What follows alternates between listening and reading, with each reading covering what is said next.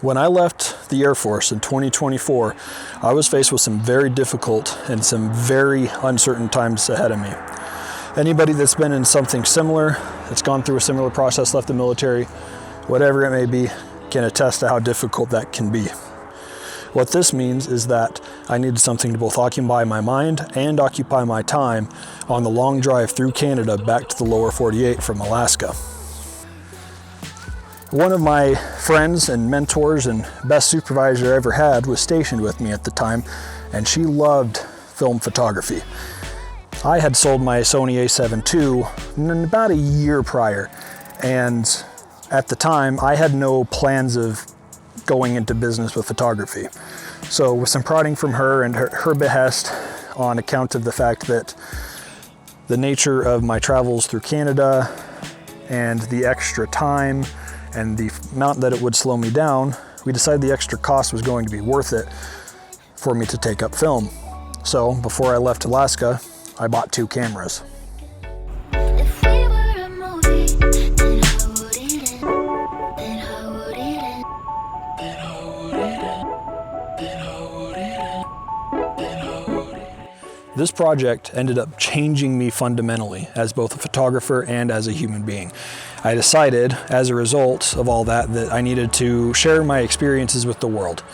And I was going to take pictures from 2024 to 2025, and then I was going to give myself another year in order to ultimately do something even more daunting than trying to survive in today's economy. I'm going to self-publish a book.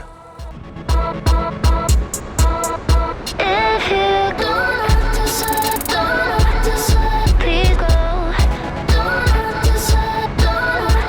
If you don't decide, please go. Don't decide. That's the birth of the Transition Project. So by the beginning of October 2026, or 2026 of this year, October of this year, goodness, I can't speak today. I need to have everything done to have this book self-published. Now, where does that leave me then? Because there's a lot of work left to do. First thing is I got to finish getting film developed. I took 15 rolls of film, and 10 of them are developed. 3 of them have been dropped off, and that leaves 2 that I have to get developed. We're doing relatively well on that whole project, portion of it. The problem is with the way that money and the income flow's been lately, it's just been slower than I would have liked. Once I get all the film back from being developed, shout out to Cracked Film Labs, by the way, I need to get it edited. And for the film, I'm not talking like big major corrections, minor recropping, minor reframing, maybe some temperature corrections. I don't even really think I'm going to touch the contrast a whole lot. I feel personally that editing these photos too much digitally after they've been developed and scanned kind of spits in the face of the film stocks. You know, we each choose film stocks to shoot based on specific qualities, unless you're just the kind of person that's like, oh, I have to shoot Portra 400 because YouTube tells me to. It kind of spits in the face of Cracked Film Labs, the person that did my developing, has done all my developing so far. Because in my mind, that's part of the art, and they're a major factor in how that looks. So to change that too much is basically me saying, you don't do a good job. It's like putting steak sauce on a steak, like you're gonna insult me, right? But also it kind of spits in the face of where I was both technically and mentally and creatively through this whole process.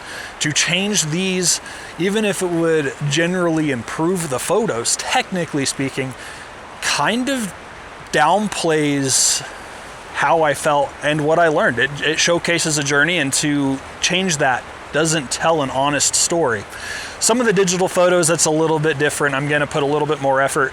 I feel a little bit more confident in being able to put some honest effort into making those look the best. That's part of digital photography, is I get to have that. I look at that as the same way as how the film is developed and scanned. But all in all, the good news is I've been able to go through the pictures that I have had developed up to this point, and I have only a couple more rolls to go. So we're already working through it, But I need to have this done by, I think, the 31st of May is when I put on my calendar that I need to have it like done in order to make my deadlines. So once I get all the pictures back and I've gone through them and I've culled them and figured out which pictures I actually want to use, which, by the way, 3/4 of the stuff, if not more, is going to be never seeing the light of day, really. I need to draft the manuscript. Now, I want to give myself as much time for this as possible because I want to make sure it comes out right. I want them to be short, succinct statements that really illustrate to you as the reader and as the viewer what I was thinking, what I was doing, what I was feeling, and try and help you feel the reason that I took the pictures, not just look at the pictures. This is not a bunch of writing with some pictures to support my thoughts and emotion. This is the exact opposite of that. But it's going to take some time for me to get everything drafted and finalized, and I don't want to start that till I get the pictures back all the way. But I also need it done in time so I can draft everything else so I have any hope of getting it to a printer on time to make the October deadline. That's where the hard part's going to start, and the realization sets in that I've never published a book. I have no idea what I'm doing, and I have no idea where to start. The writing's probably going to take up most of my day-to-day life. That's probably just going to take time, a lot of it.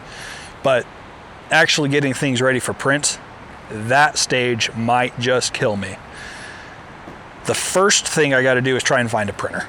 I would prefer someone local so that they can kind of walk me through and help me out step by step. So if anybody in the Spokane area kind of knows anybody in East Washington, North Idaho that can do these kinds of things, hit me up. But I know I need them to be able to do archival quality, and I know I need them to be able to make a product that looks nice. So then I take what I've written and I put it in Adobe InDesign, which I'm going to have to learn how to use, and I'm going to have to find something to do to help me practice, and I've got some ideas, so stay tuned for that later. And then I have to design the manuscript, and then I have to design the cover, then I have to send it off to the print shop, then they send me back a proof, and I have to approve the proof or make any changes, and it's a lot of back and forth. You would think that once that's done though, it would be pretty easy, just a matter of paying them, printing them out, and then getting them on down the road to whoever's willing to pay me a penny for my thoughts, right? But it's going to be so hard. This might just be the hardest thing I've ever had to learn in a long time. Ever in a long time. You know what I mean. You'd think that it'd be, at that point, kind of just sending things off in a box with a sticker on it and wrapping it all up nicely so it doesn't get damaged. That's mostly right, but the first thing I need to do is I need to get it listed for sale. I will potentially do pre-orders, but I can't do anything until I have a proof back. So we're going to go and assume that I'm going to have the proof back, that if I do pre-orders, they'll open about the 1st of September. I don't just want to stick this in a box and send it off. I want to put a little bit more thought and a little bit more care into it.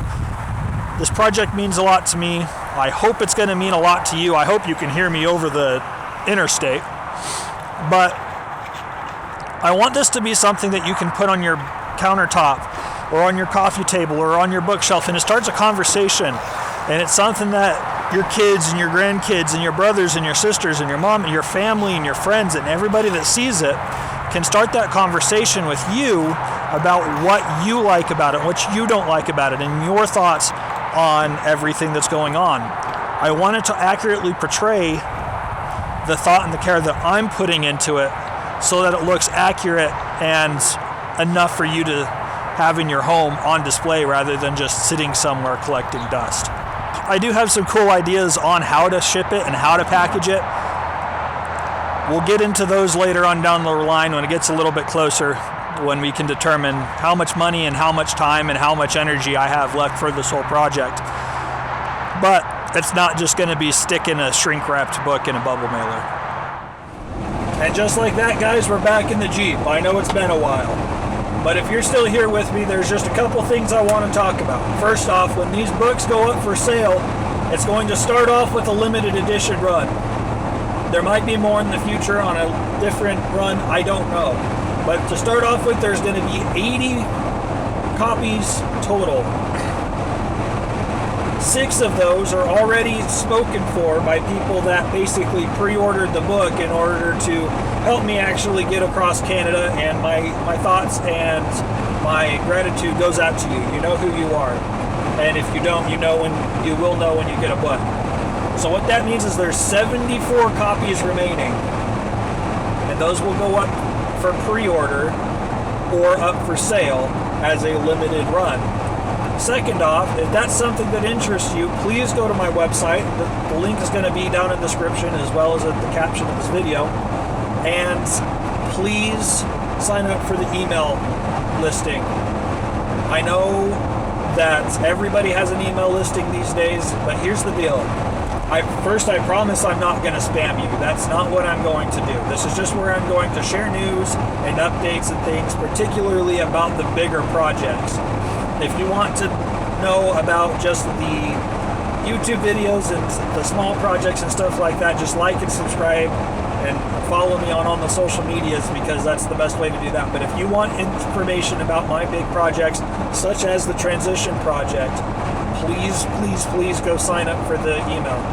This is where we are going to build a community together, and we're going to not just be renting, for lack of a better term, an audience and a community from YouTube. So please go do that. I'll see you there. Once again, I promise I'm not going to spam you. That's not my style, guys. I mostly just want you guys to be able to see a little bit of what I saw and feel a little bit about what I felt.